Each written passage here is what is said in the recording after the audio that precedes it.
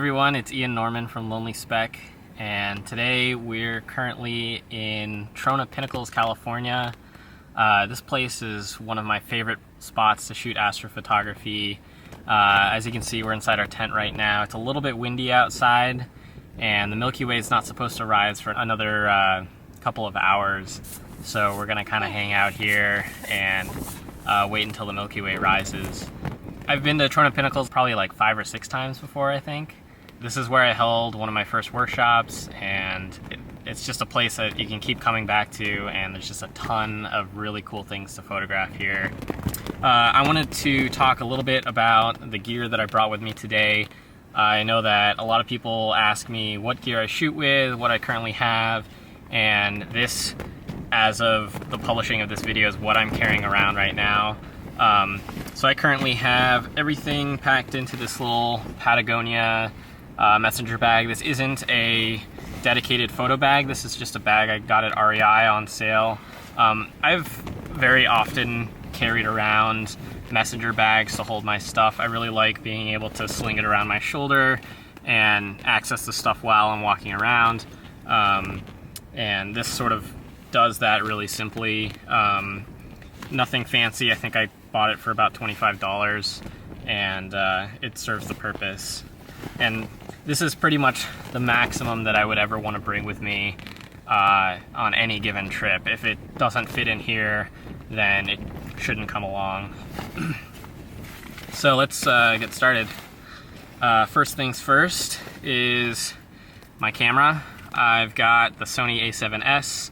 I know a lot of you guys know that I shoot with this camera, and it's still my favorite astrophotography camera. There is the new A7S Mark II. I don't see myself really needing image stabilization, and I don't shoot a whole lot of video, I mean, other than my tutorials, and I don't need 4K right now. So I've stuck with the original A7S, and this is still my favorite camera. And today I've got it mounted with a lens that I actually haven't used for astrophotography yet, and I hope I can get some good results from it. This is the Voigtlander 21mm f1.8 Ultron. It's relatively compact, but it is kind of built like a tank. It's a little heavy, fixed 21mm, so it's considered a super wide. It's not as wide as something like a 14mm, but it is nice and fast, so hopefully I'll be able to get some good clean shots without having to stop down too much. So I'm really excited to try out this lens. I do have a bottom plate, like an L bracket, mounted onto the A7S right now, and that basically gives me 2 different mounting points for my tripod. I can mount it in the vertical orientation, and then I can also mount it in the regular landscape orientation. And it sort of acts like an extra grip. It does increase the weight of the camera, but I like being able to have that configuration on it. And then of course I just have a regular wrist strap on it right now, rather than like a full neck strap, because I don't really like the neck strap waving around when it's mounted to the tripod. So this kind of makes it a little more manageable to carry around, and the A7S is a light enough camera that I feel comfortable using it with just the wrist strap as I walk around. One last detail about my lens is I have a filter on it, and this is kind of something I've been experimenting with. I don't normally shoot with filters for night photography. There is the possibility, if you have any bright light sources in your image, that a filter can create glare. It'll usually create like a little ghost image on the opposite side of the frame, and so I don't really like shooting with filters most of the time. But this is a Hoya 58mm Intensifier filter. It's normally made to intensify red and orange hues for like fall foliage, and just kind of make like really rich red tones. But one of the cool things about an intensifier filter is they're relatively cheap. It's like 30 bucks for one, and you can find them in all different thread sizes. So depending on what lens you have, you can usually find it in the right thread. And they actually filter out a lot of the really bright glow from sodium vapor lamps, which at the moment are the predominant source of light pollution around the world. Street lamps, the like really orange street lamps, those are sodium vapor lamps, and an intensifier filter is a really great way to reduce that light pollution. So it actually, from what I've seen so far, it makes a pretty big difference. I'm going to take a few test shots with it on and off tonight. I kind of want to see, you know, how big of a difference it makes, and it's probably something that I'm going to publish an article about, you know, just kind of my experience with using a really cheap version of a light pollution filter. Most commercial dedicated like astronomy light pollution filters are fairly expensive, and I think this might be a good alternative, but I guess we'll wait and find out. So in my tests that night, the Hoya Intensifier did a really good job at removing the orange glow from the nearby town of Trona. By filtering out most of the light pollution, there was a more diverse array of colors visible in my shots, so I decided to keep the light pollution filter installed on my camera for the rest of the night. Okay, so that's the camera for today, and some of the other things that I brought with me. I did bring one extra lens. I don't normally suggest bringing more than one lens with you. I mean, if you have only one camera body, you can only shoot with one lens at a time anyway.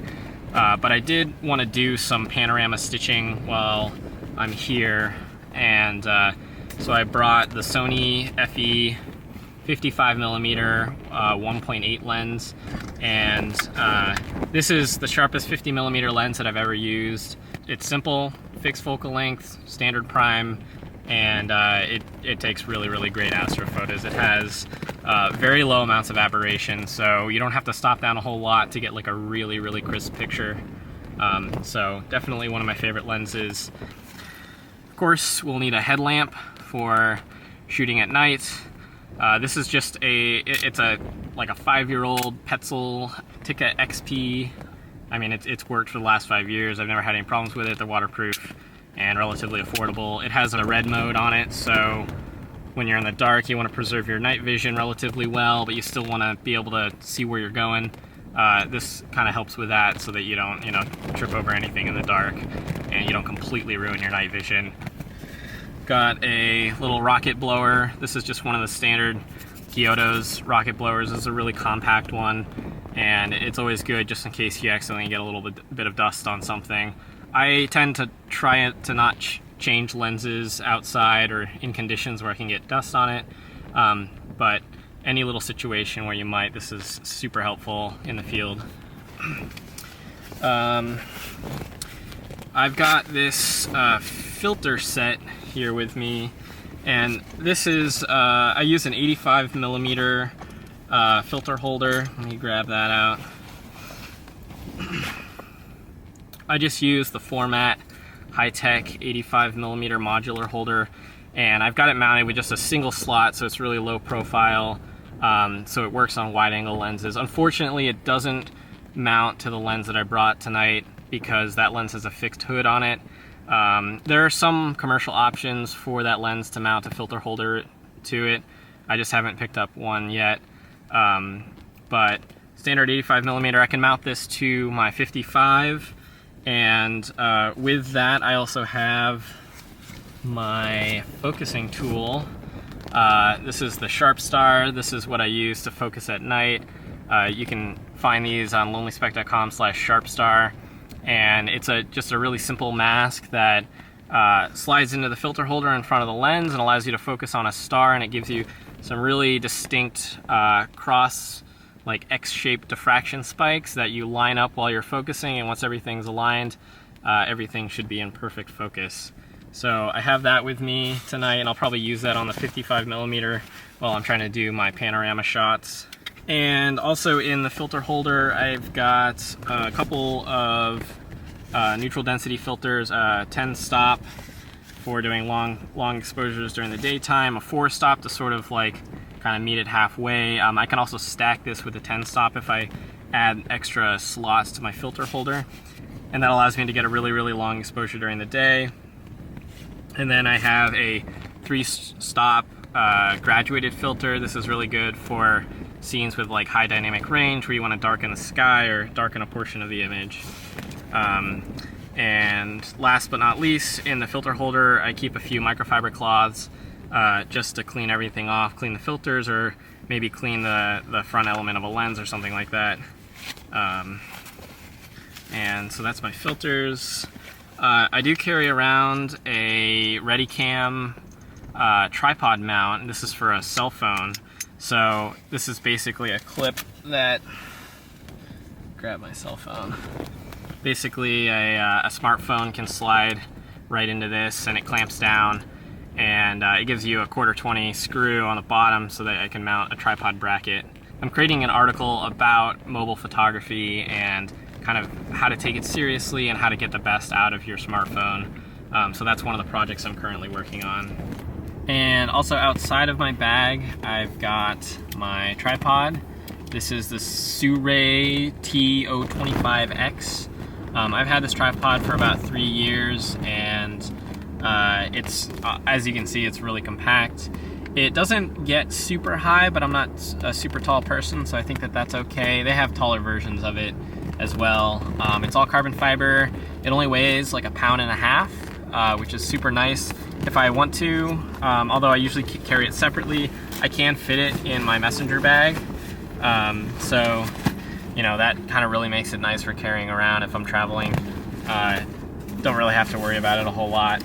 It's got a little small ball head on it with an Arca clip, so you know, it's pretty universal. You can mount pretty much anything with an Arca style dovetail on it. And the center column, it's normally extended by default, and it is removable. You can untwist it and remove it. I usually like to remove it for a lot of my shots just because I shoot a lot of low to the ground stuff, so sometimes I'll carry it around without the center column at all, so I'll leave it at home. But yeah, this is the tripod that I've had. So a couple more things that I've got in here, some of the little trinkets that I always bring with me. This is a 20 milliwatt green laser pointer. Most green laser pointers are actually bright enough, if you're in dark sky conditions, you can see the beam. So it acts as like a really good way to point out a constellation or something. So if I'm shooting at night and there's somebody else around and I want to show them, you know, where to look in the sky or point out useful constellations, this is a really great tool to have. You know, you just point in the direction and it'll completely point out the star that you want to talk about. So a couple other things that I carry with me. I have a couple small brushes. I got one dirty brush, which is basically for cleaning the outside of a camera. So if I get dust or something in the viewfinder or somewhere where it's a little hard to access, I can kind of, you know, just brush it out with this little brush. And then I have a designated clean brush with a protective cap on it. And this is actually one that I use for sensors. It's a nylon synthetic brush. And I don't usually do this in the field. I'll do this like inside of a clean environment or something like that. But if I do have a really bad dust spot, this is how I get it off. It's just a simple nylon brush. It's been cleaned and washed, so there's no chance of it getting any residue on the sensor, but super easy to clean a sensor with it. And for the last few items in my bag, I've got this little pouch with extra memory cards in it. I've got probably like 8 or 9, like 32 and 64 gigabyte SDHC cards. Always keep extra memory cards with me. I've never had a memory card fail on me before, but sometimes you accidentally leave your memory card at home in the computer or something like that. So it's always good to keep extra memory cards just in your camera bag where your camera is going to be, and you know that can be a lifesaver in case you forget it. And then finally, this is a little infrared remote for the A7S. This is a generic brand one that I found on Amazon.com, but it lets me trigger the camera from a distance. So if I want to do like a self-portrait or some other light painting thing where I need to be away from the camera, I can still trigger the camera. There's 2 buttons on it. One of them lets me do the standard shutter and it'll immediately fire. And then the other one is a 2-second shutter, so it'll automatically add a delay to the camera just by pressing this button. So 2 options there, really convenient. And last but not least is this little credit card, which has gaffer's tape on it. I just wrapped gaffer's tape around it, like 4 or 5 times, 2 1-inch strips on either side. And this is just a useful thing to have with you. Rather than having an entire roll of gaffer's tape This is just something that I can keep with me. It's useful especially for covering up the front focus light on a camera, which if you're using a self-timer, the self-timer usually causes that front light to flash a few times, and if you're working with other people, you kind of want to like maintain like darkness etiquette. You want to make sure that you're not like turning on flashlights all over the place and ruining somebody else's shot. So it's a useful thing to have some gaffer's tape to just tape up that light. It can be useful for other random things too. I mean, it's just a super nice tape to have. It sticks to pretty much anything and it doesn't leave any residue, and I always keep that with me. And that's about it. So we're gonna go out a little bit later and see what we can get. So we'll see you in a bit. So when I set out to shoot that night, as the moon was setting and the Milky Way started rising, it started off pretty cloudy. And so I just spent more of my time capturing the really strange landscape around our campsite. As the Milky Way got higher in the sky, it eventually cleared up and I had a perfect view of the Milky Way galactic center. I made this frame with the Voigtlander 21mm lens that I mentioned earlier in this video, and I also mounted up that Sony 55mm lens to make some really high resolution panorama stitches, as well as some tighter crops of some of my favorite parts of the Milky Way. Like I said before, Trona Pinnacles is absolutely one of my favorite places to shoot astrophotos. We're going to be traveling there on July 30th, 2016. If you want to join us, it'll be the very first Lonely Speck Meetup, and you can find more details about the meetup on lonelyspeck.com. I hope you enjoyed this video. If you want to see some more astrophotography videos, please subscribe and check out all of our gear reviews, tutorials, and inspiration on lonelyspeck.com. Clear skies!